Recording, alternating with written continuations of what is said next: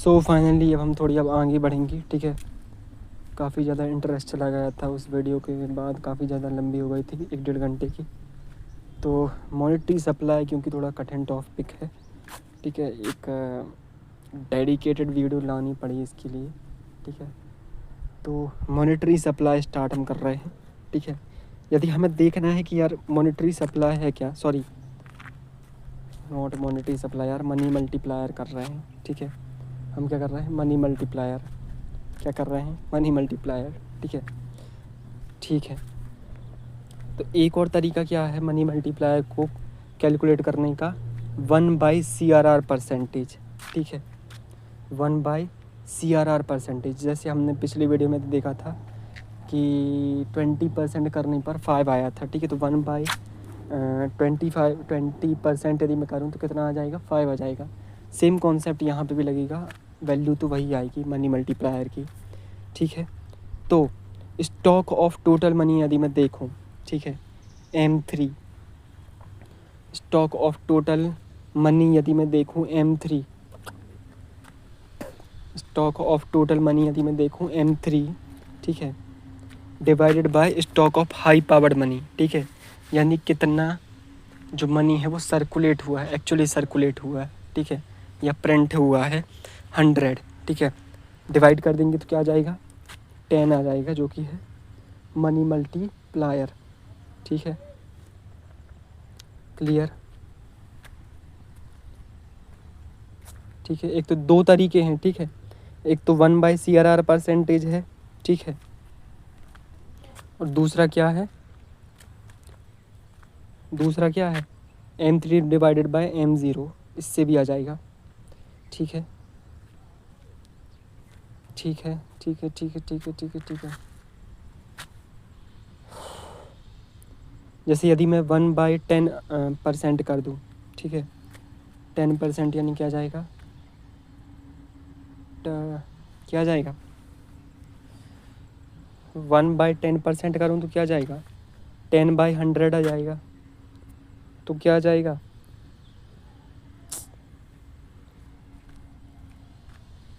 निकालना क्या है, मल्टीप्लायर निकालना है ना, क्या निकालना है, यही रहता है यार ध्यान भटकने में।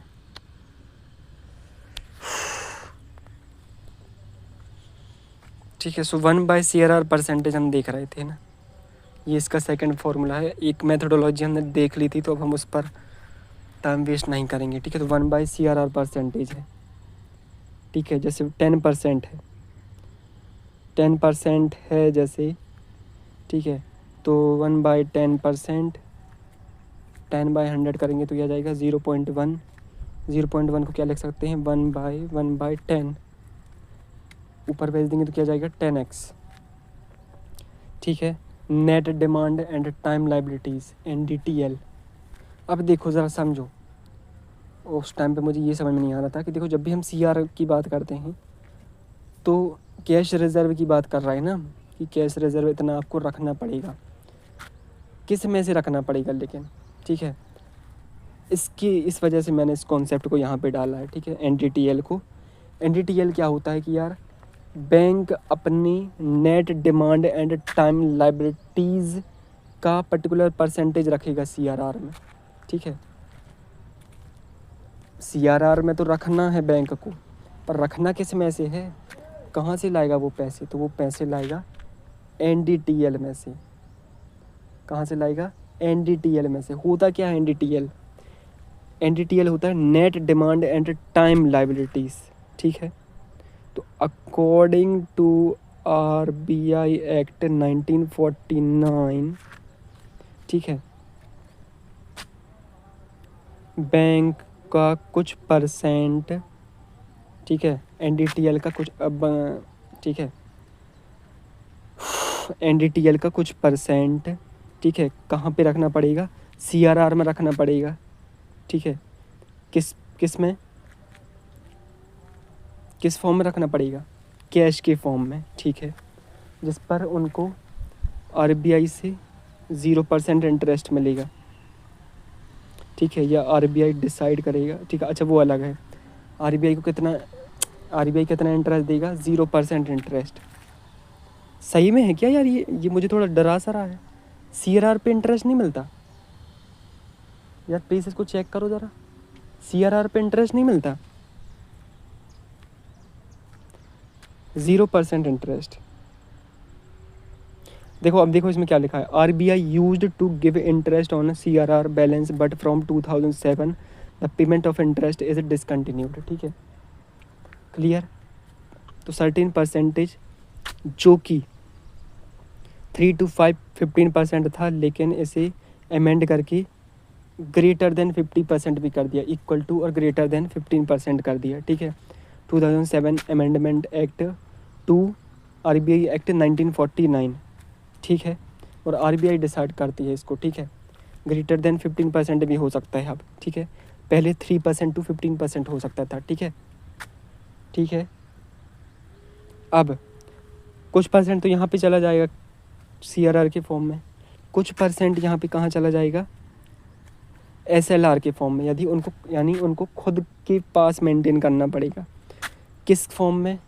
गोल्ड, कैश और गवर्नमेंट सिक्योरिटीज़ के फॉर्म में। ठीक है, banks earn income on this investment. ठीक है, इतना हमें पता है, प्लीज़ इसको याद रखना कि बैंक्स अपने पास जो रखते हैं एसएलआर, वो किसकी फॉर्म में रखते हैं? गोल्ड की फॉर्म में, कैश की फॉर्म में और गवर्नमेंट सिक्योरिटीज़ की फॉर्म में। ठीक है, ये 25 to 40% था अब, लेकिन अमेंडमेंट के बाद greater than, sorry lower than है क्या? लोअर देन 40%, इक्वल टू और लोअर देन 40% है। ठीक है, now this reserve provides a cushion against liquidity risk and ensures that banks have enough funds to meet the withdrawal demand from for their customer. ठीक है, तो भाई कई बार क्या होता है, बैंक के पास यदि पैसे नहीं हैं, ठीक है, तो अब देखो net demand and time liabilities क्या होता है? जो बैंक कमाता है पैसे, ठीक है, एज अ रिजल्ट कमाता है। ठीक है, net demand and time liabilities हमने पिछली वीडियो में देखा था। ठीक है, कितना बैंक को इंटरेस्ट देना पड़ता है और कितना बैंक को इंटरेस्ट मिल रहा है, उसका डिफरेंस। ठीक है, देन नरसिम्हम कमेटी ने क्या कहा भाई? CRR should be 3% to 5% of NDTL. ठीक है, तो सीआरआर कितना होना चाहिए? कितना होना चाहिए?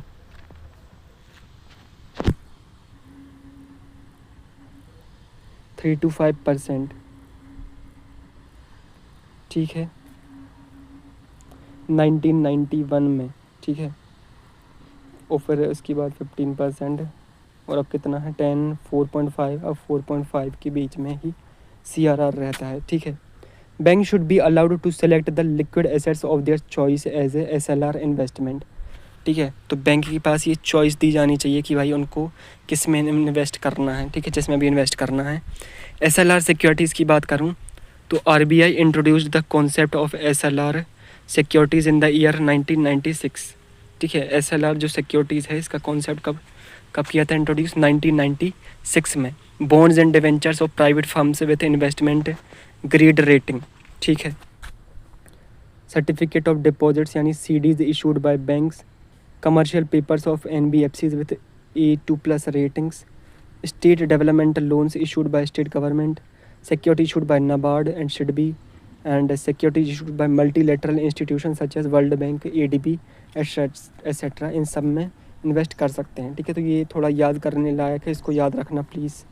ठीक है, कहाँ कहाँ पे कर सकते हैं इन्वेस्ट एसएलआर सिक्योरिटीज़। ठीक है, now SLR be reduced from the then existing level of 38.5% to 25% over a period of 5 years। ठीक है, तो अब 18% कुछ चल रहा है 2023 में। अब देखो मनी मल्टीप्लायर का ये इकोनॉमिक सर्वे में दिया था। ठीक है, बैंकिंग पेनिट्रेशन पुअर है। ठीक है, मनी मल्टीप्लायर इतना कम क्यों आ रहा है? ठीक है, people did not earn much, private business restricted by LQI raj, so तो लेस लोन्स। ठीक है, slow down in economy, people buying less home cars. 90s में क्या हुआ? Private banks ICICI access allowed LPG reforms.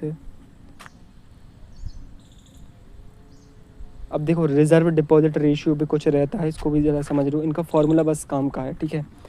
इसका क्या है, इसका फार्मूला क्या है, bankers vault cash plus CRR are divided by public deposits in bank, ठीक है। फिर से बताओ, bankers vault cash, banks vault cash plus CRR divided by public deposits in banks. Currency deposit ratio की यदि मैं बात करूँ तो क्या है, money held by the public divided by public deposits in banks, ठीक है। अब हमने देखो सूरज कुंड हमने देख लिया था। देन लेट्स मूव फॉरवर्ड, थोड़ा अब हम आगे बढ़ेंगे, तो आगे बढ़ते हैं। अब देखो इसमें क्या लिखा है, आगे आ गया क्या। So not every r cash reserve generates 1/r new money, ठीक है। इसका क्या बताता है कि अब भी हमने देखा कि यार हमने पर्टिकुलर CRR कर दिया तो वो 1/CRR कुछ multiplier amount of money generate करेगा, ठीक है। पर हर बार ये ज़रूरी नहीं है, ठीक है। ज़रूरी क्यों नहीं है, हर बार ज़रूरी क्यों नहीं है।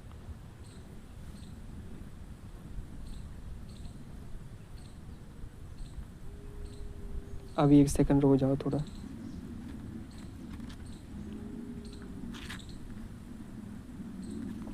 रुक जाओ थोड़ा, रुक जाओ, क्योंकि देखो यार ज़रूरी तो नहीं है ना कि जैसे अब भी हमने देखा था कि वो जो एक फ्रैक्शनल साइकिल कुछ रहती है, ठीक है। हमने एक fractional reserve banking and credit creation and it's multiplier effect इसको पढ़ा था, ठीक है, जिसमें जिगजैग पैटर्न में आपको मिलेगा देखने को, ठीक है, लोन्स वगैरह। ज़रूरी तो नहीं ना कि वो आखिरी तक सारा कहीं ना कहीं पे क्या हो जाए, सेटल हो जाए, बिल्कुल ज़ीरो तक आ जाए, ठीक है। सेटलमेंट साइकिल आखिरी तक तो नहीं चलेगी ना। जैसे मैंने 100 रुपये निकाले, ठीक है, गवर्नमेंट ने 100 रुपये सर्कुलेट किए, ठीक है। 20% का CRR है, 80 गया, ठीक है। 20 CRR चला गया, अब 80 गया दूसरे कस्टमर को, उसका फिर 20% CRR रख गया, ठीक है।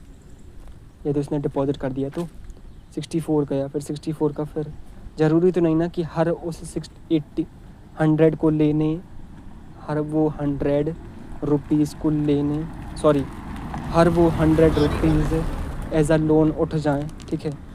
फिर यदि फर्स्ट केस में उठ भी गए तो हर वो 80 फिर से उठ जाएं ताकि वो 64 चला जाए, फिर हर वो से अगली स्टेज में अगली बैंक के पास या अगली कस्टमर में फिर वो 64 यहाँ पर उसका फिर CRR रख जाए, ठीक है। तो जनरली ये पॉसिबल नहीं रहता है, इसलिए भले ही हम CRR 10% रख दें और सोचें कि मल्टीप्लायर हमारा 10 कितना आ जाएगा, 100 का 1000 आ जाएगा, 10 टाइम्स आ जाएगा, तो वो नहीं आएगा, क्योंकि वो फ्रैक्शनल मल्टीप्लायर ज़रूरी तो नहीं ना कि आखिरी तक पहुंच जाए। क्लियर। तो अब हम ज़रा M0 को एक बार और समझ लेते हैं। देखो, the total of stock of money in circulation among the public at a particular point of time is called money supply.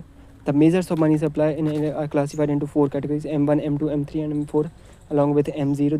This classification was introduced in April 1977 में हुआ था, ठीक है। अप्रैल 1977 में। देन अब हम ज़रा M0 को और समझ लेते हैं एक बार और, ठीक है। सो M0 जैसे हम रिजर्व मनी कहते हैं, it is also known as high powered money और मॉनेटरी बेस और बेस मनी, ठीक है। M0 is equal to currency in circulation plus bankers deposit with RBI, ठीक है। Bankers deposit with RBI plus other deposit with RBI, इसको याद रखना यार please. It is the monetary base of the economy, ठीक है। अब हम ज़रा करते हैं FRBM एक्ट, ठीक है। FRBM एक्ट को समझेंगे। ओके, तो हम क्या देख रहे थे यार, हम देख रहे थे FRBM एक्ट को, ठीक है। FRBM एक्ट को देखेंगे।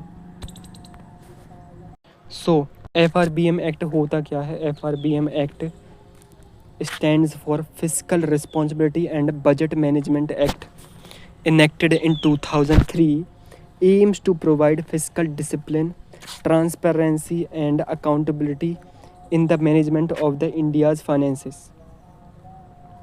ठीक है, समझो ज़रा ध्यान से क्या होता है। It aims to promote fiscal discipline, transparency and accountability in the management of India's finances. इसको थोड़ा याद रखना, ठीक है, यहाँ से क्वेश्चन आ सकते हैं मेंस में, ठीक है। It aims to bring transparency, accountability and fiscal discipline in the India's monetary management of India's finances, ठीक है। ये इंट्रोडक्शन के लिए आपका हो जाएगा थोड़ा, ठीक है।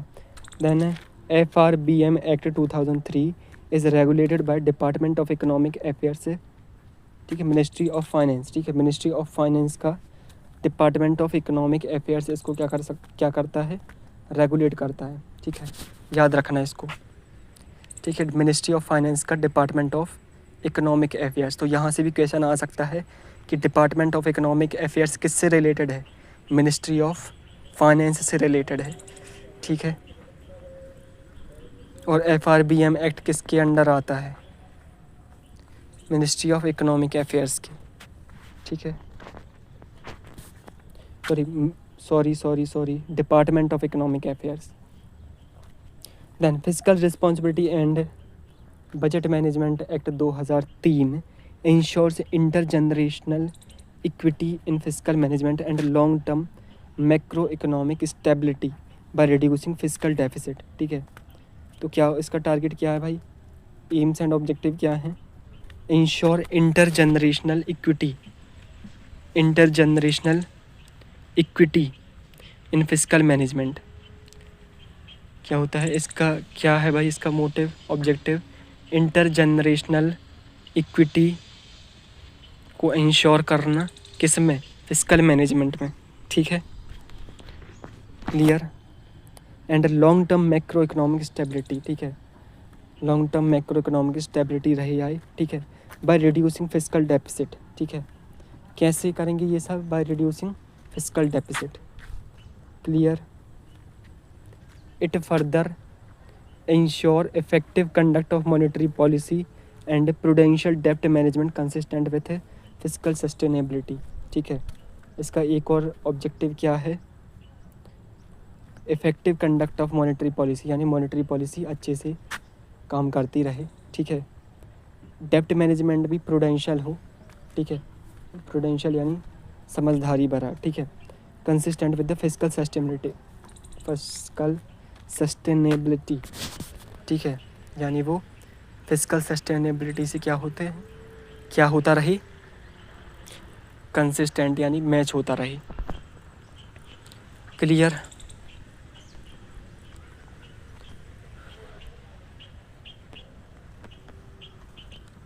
क्लियर क्लियर क्लियर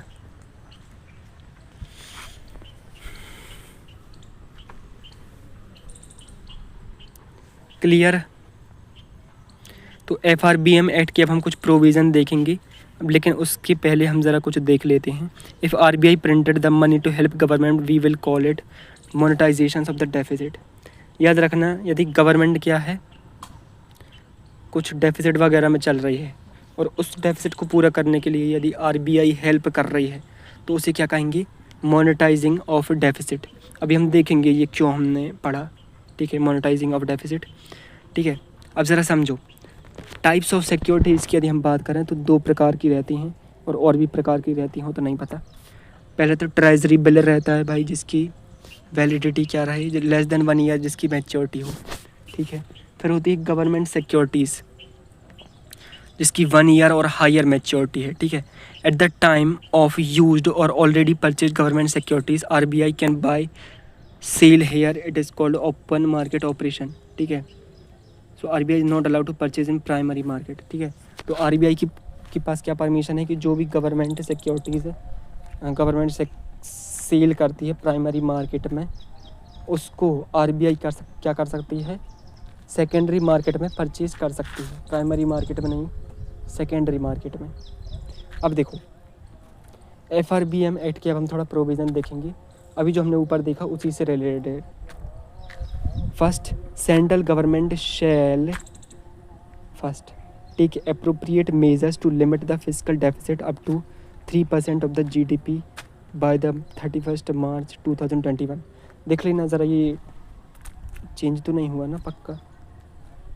तो क्या रही, फिजिकल डेफिसिट कितना रही, 3.3% रही, ठीक है। Then endeavor to ensure that, ठीक है, the central government shall endeavor to ensure that first the central government debt does not exceed 60%, ठीक है, 60% से ज़्यादा डेप्ट ना हो, ठीक है। देन सेंट्रल गवर्नमेंट डेप्ट does not exceed 40% of the GDP, ठीक है, 40% ऑफ द GDP से ज़्यादा ना हो, और ओवरऑल देखा जाए तो 60% से ज़्यादा ना हो। थर्ड क्या है, not give additional guarantee with respect to any loan on security of the consolidated fund of India in excess of 1.5% of GDP, ठीक है। यदि आपको देना भी है, ठीक है, additional guarantees with respect to any loan, ठीक है, क्लियर। यदि आपने कोई लोन लिया है और यदि आपको क्या देना है, सिक्योरिटीज़ वगैरह या कुछ गारंटीज़ के तौर पर देना है, तो 1.5% से ज़्यादा आप नहीं दे सकते, ठीक है। किसका, GDP का, in any financial year. Then endeavor to ensure that fiscal target specified in clause A and clause B are not exceeds after stipulated target dates, clear। then money multiplier in an economy increases with, अभी कहते हैं कि यार ये money multiplier बढ़ता कैसे है, ठीक है, मनी मल्टीप्लायर बढ़ता कैसे है, ठीक है, कब बढ़ेगा। तो मनी मल्टीप्लायर से बहुत ज़्यादा क्वेश्चन आए हैं, ठीक है। क्या आ जाएगा इसमें, क्या CRR की बढ़ने पर मनी मल्टीप्लायर बढ़ेगा, क्या CRR की बढ़ने पर मल्टीप्लायर बढ़ेगा। 10 था पहले, ठीक है, तो 10% आ रहा था, 20% में 5% आ रहा था, 5 मल्टीप्लायर आ गया था, तो कम हो रहा है ना, तो ये तो ए तो होगा नहीं। Increase in the banking habit of the population,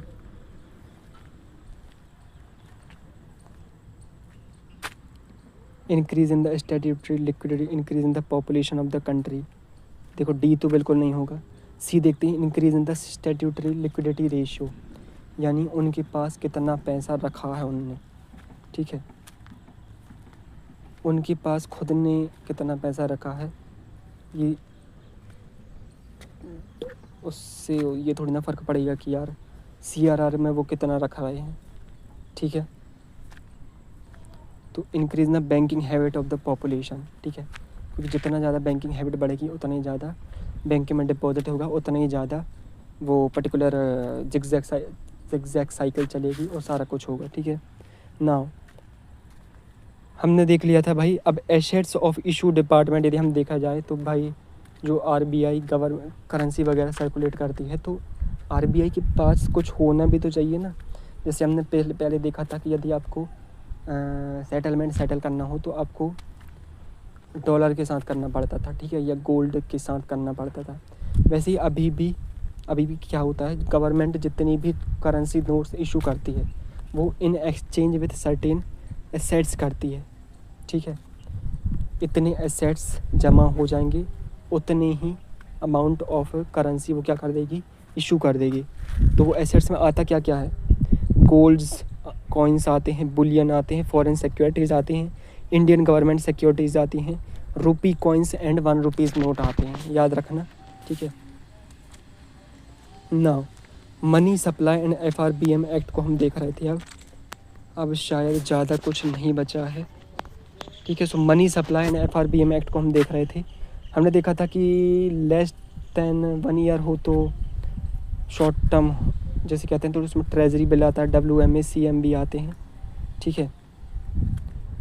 more than 1 year हो तो गवर्नमेंट सिक्योरिटीज़ आती हैं। अब यदि गवर्नमेंट को लोन चाहिए है, ठीक है, तो FRBM बताता है कि गवर्नमेंट को कितना लोन ले सकते हैं, ठीक है।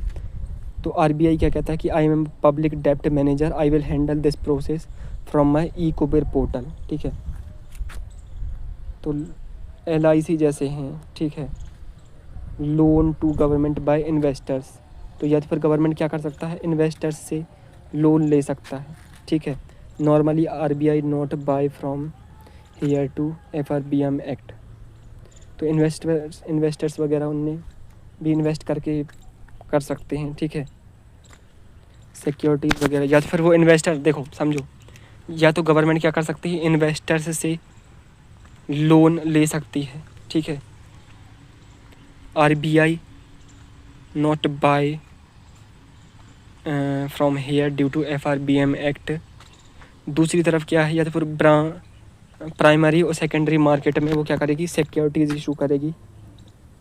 वहाँ पर भी सेकेंडरी मार्केट में ये कर लेगा, ठीक है, सारा कुछ खरीद लेगा, ठीक है, खरीद सकता है, लेकिन प्राइमरी मार्केट में नहीं खरीद सकता। हमने बैरिकेटिंग देख ली, ठीक है, फेंसिंग देख ली। So RBI can buy sell here, it's called open market operation. तो RBI जब क्या करता है, गवर्नमेंट सिक्योरिटीज़ परचेज करता है सेकेंडरी मार्केट में, उसे क्या कहते हैं, open market operation. Then fiscal responsibility and budget management act 2003।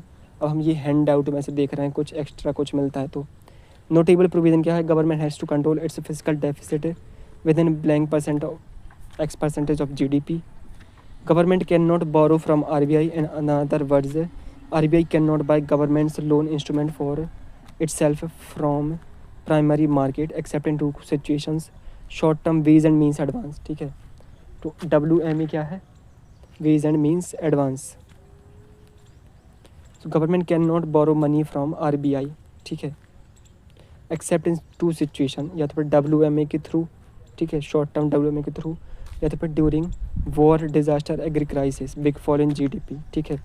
RBI can buy और sell government loans instrument from secondary market, that is from other investors in OMO, ठीक है। मोनेटाइजेशन ऑफ द डेफिसिट हमने देखा, it means RBI printing more currency notes to give as loans to government. However, this process is difficult, not easy, as due to FRBM Act conditions, ठीक है। Government bullions, gold coins, Indian government securities, foreign government securities and rupee coins and ₹1 note, ठीक है। Liabilities, banks notes in circulation, assets of these departments, ठीक है।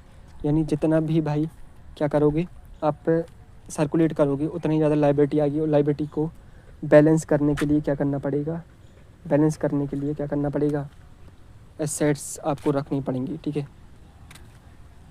Then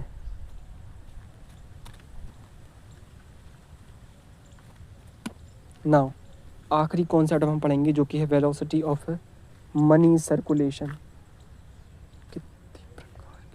चलो ठीक है, अब ये सबसे आखिरी टॉपिक है, इसके बाद हमारा ये टॉपिक थोड़ा ख़त्म होता है, थोड़ा और बर्डन कम हो जाएगा। इसके बाद हमारा मनी सप्लाई ख़त्म हो जाएगा, फिर हम करेंगे मॉनेटरी, ठीक है। Okay, so velocity of money circulation start कर रहे हैं।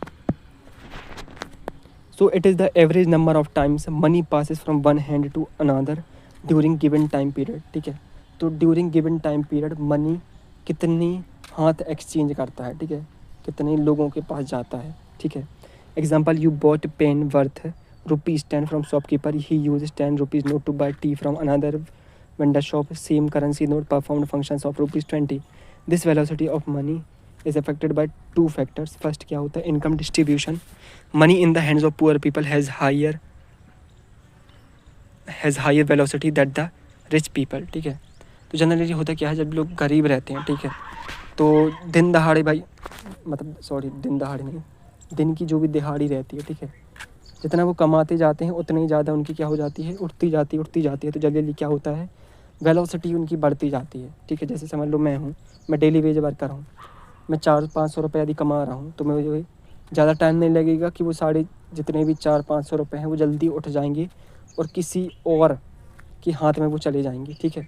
वो उनका ज़्यादा सर्कुलेशन रेट रहेगा। जैसे अब मैं दूसरी तरफ मैं अंबानी हूँ, ठीक है, मेरे पास करोड़ों की संपत्ति है, तो वो ज़रूरी नहीं है कि वो सारी करोड़ों की संपत्ति कहीं ना कहीं इन्वेस्ट होती रहे, ठीक है। कई बार क्या होता ही है कि कई बार जो पैसा है वो आइडियली रखा रहता है, तो उतनी वेलोसिटी नहीं रहती है जो भी money in the hands of rich people के हाथों में, ठीक है। So if more people borrow money, higher velocity, hence developed countries higher velocity because people saves less and spend more because of the consumerist lifestyle and confidence in government, social security, pension scheme. Example USA, ठीक है.